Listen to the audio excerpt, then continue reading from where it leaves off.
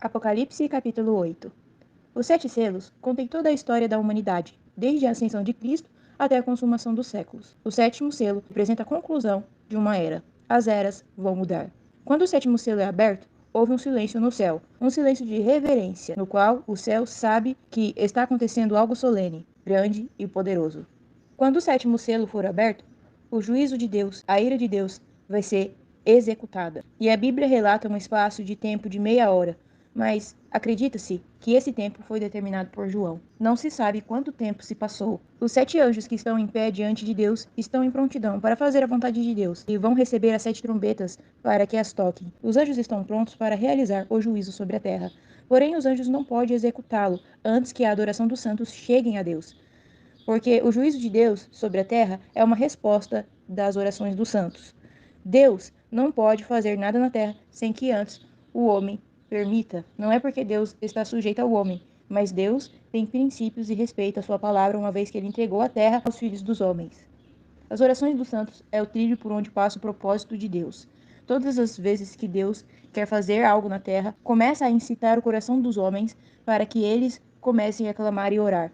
Ou seja, coloca no coração do homem o desejo para que a vontade dele seja feita. No livro dos 7 selos, mencionado no capítulo 5, dentro do 7º selo tem as 7 trombetas. No 5º selo estão as orações dos santos. Mas no 7º, o juízo de Deus vai ser executado na terra. O juízo e a ira de Deus.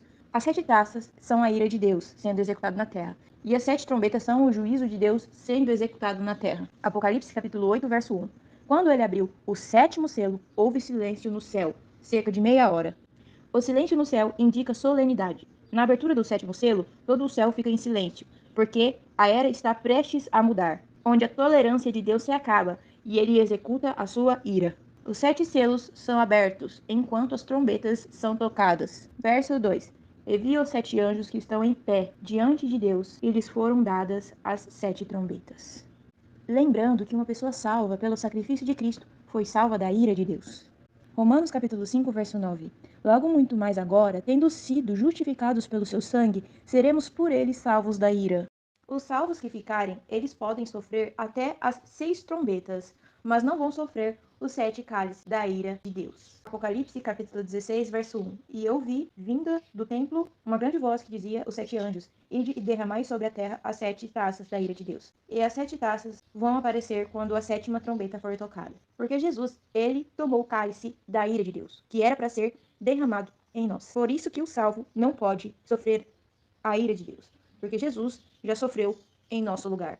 A nossa maldade encheu o cálice da ira de Deus, a ponto de transbordar. Por isso que Jesus teve de ser crucificado. Jesus disse, eu vou beber o cálice da ira do teu pecado.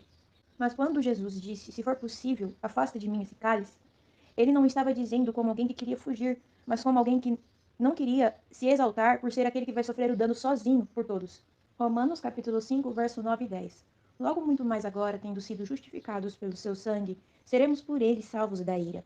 Porque se nós, sendo inimigos, fomos reconciliados com Deus pela morte do seu Filho, muito mais, tendo sido já reconciliados, seremos salvos pela sua vida.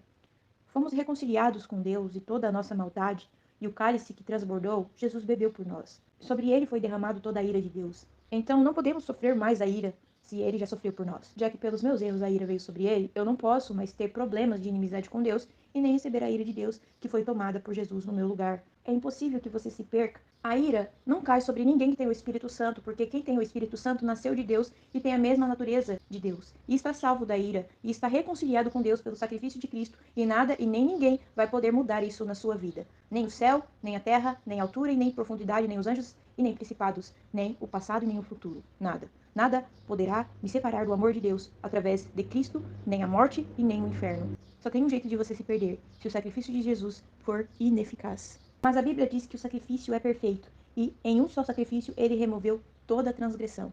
Verso 3. Veio outro anjo, esse outro anjo é Jesus, o mesmo termo usado em Apocalipse capítulo 7, verso 2. E vi outro anjo que subia do nascente do sol, tendo o selo do Deus vivo. Então Jesus é o que tem o selo do Deus vivo. E aqui também é mencionado outro anjo, e ficou de pé junto ao altar, tendo um incensário de ouro. E foi-lhe dado muito incenso para oferecê-lo juntamente com as orações de todos os santos, sobre o altar de ouro que estava diante do trono. O incensário de ouro representa as orações dos santos, que são conduzidas a Deus por Cristo. Cristo pega a oração dos santos e leva até o altar de ouro. O incenso ele representa Cristo com todo o seu mérito para ser acrescentadas às orações dos santos, de modo que as orações oferecidas sobre o altar de incenso sejam aceitáveis a Deus. Na abertura do sétimo selo, ainda haverá os santos que oram na terra. O altar de ouro é o altar de incenso, descrito em Êxodo capítulo 30, do verso 1 ao 9.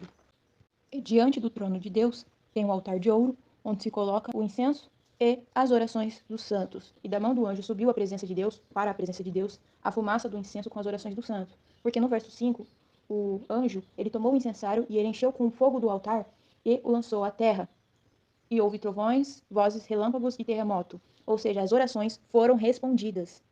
E o sinal que elas foram respondidas, houve trovões, vozes e relâmpagos e terremoto. Então é muito forte isso. Toda vez que uma oração é respondida, ela vem em forma de trovões, vozes, relâmpagos e terremoto.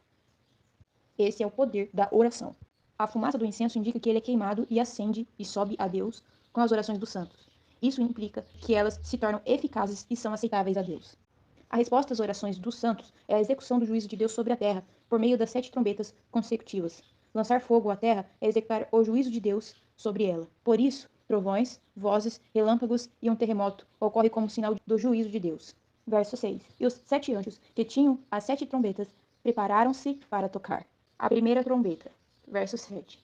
E o primeiro anjo tocou a trombeta, e houve saraiva e fogo misturado com sangue, e foram lançados à terra, que foi queimada na sua terça parte. Queimou-se a terça parte das árvores, e toda a erva verde foi queimada.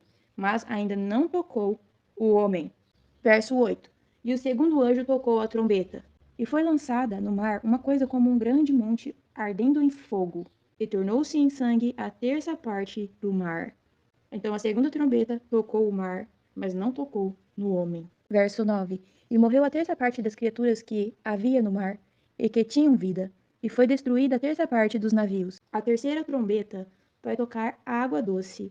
O nome da estrela é absinto, e a terça parte das águas se tornou absinto, amargas, e muitos homens morrerão das águas. Verso 10. O terceiro anjo tocou a trombeta. Essa é a terceira trombeta. E caiu do céu uma grande estrela, ardendo como uma tocha, e caiu sobre a terça parte dos rios e sobre as fontes de águas. Verso 11. O nome da estrela é absinto, e a terça parte das águas se transformou em absinto, e muitos dos homens morreram pelas águas, porque se tornaram amargas. Verso 12. O quarto anjo tocou a trombeta, e foi ferida a terça parte do sol, a terça parte da lua e a terça parte das estrelas, para que a terça parte deles escurecesse, e a terça parte do dia não brilhasse. Vai ser tocado o sol, a lua e as estrelas. Nas 4 primeiras trombetas, o homem não é diretamente tocado, e sim as coisas criadas. Mas nas 3 últimas trombetas, o homem é tocado. Verso 13. Então olhei, e ouvi uma águia voando no meio do céu, dizendo em alta voz: Ai, ai, ai, dos que moram na terra, por causa dos restantes sons da trombeta dos 3 anjos que estão para tocar.